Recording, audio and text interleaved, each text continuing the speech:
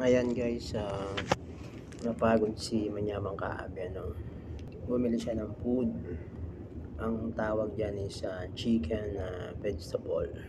Bali, ang mix siya. Meron siyang lettuce. Ayan guys, yun ang kanyang chicken.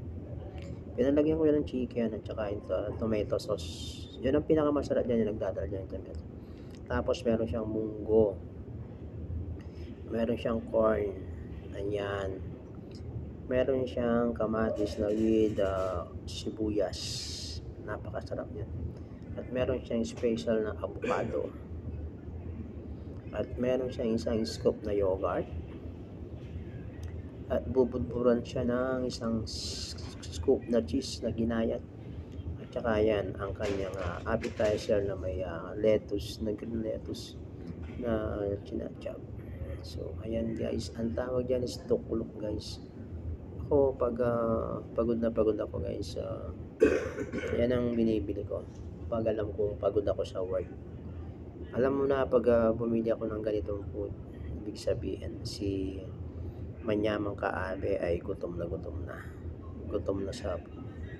Hindi na kaya yung powers. Kaya kailangan niya ng pagkain na ganitong masasarap.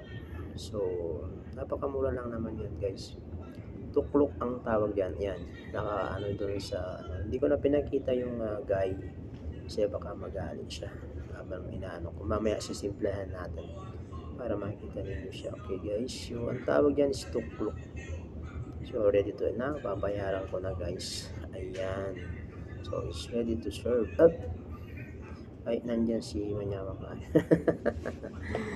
Ayan guys, simpleng pagkain, napakamura, only ganun lang. Natin sabihin natin ang price. Okay, thank you, shout out to all, bye bye.